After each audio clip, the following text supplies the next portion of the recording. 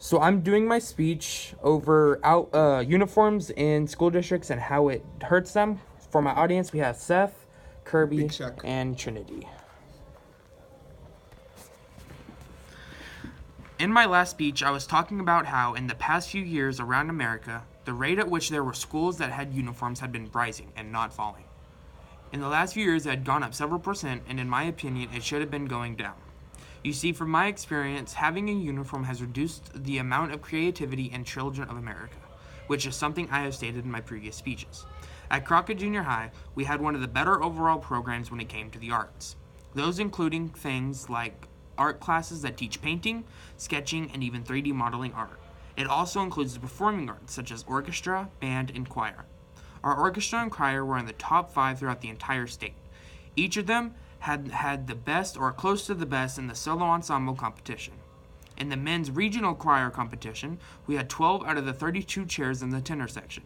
We had 8 out of the 32 in the bass section, and we had 10 out of 32 in the tenor 2 section. We had the most chairs held by one school in the history of regional competition.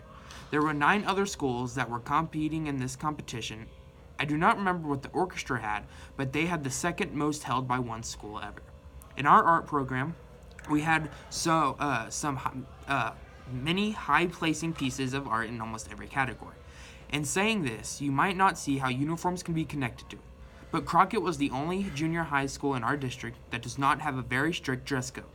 Every other junior high has a very strict dress code that requires a uniform.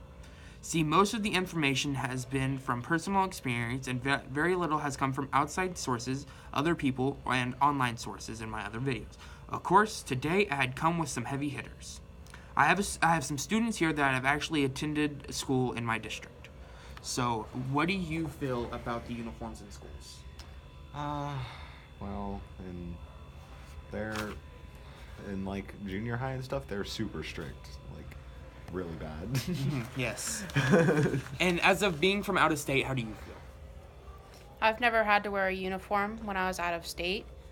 All the public schools I've went to were all just, we could wear anything we wanted, but we still had like a less strict dress code.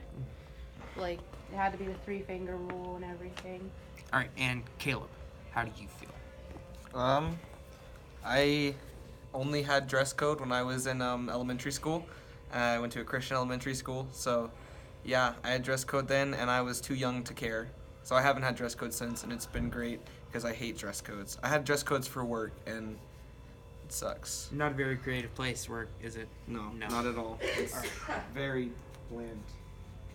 Sucky. One huge disadvantage of school uniforms is that students will not be able to show personality through clothing. Directly connected to the first mentioning disadvantage, children and teens cannot, or will have difficulties to, demonstrate their personal sense of style, says the Green Garage blog. I feel that not showing your personality hinders your creativity because you don't even get to fully be themselves. And if you can't be creative by being yourself, then how are you supposed to be creative in anything else in school? Research indicates that no connection between uniforms and better learning.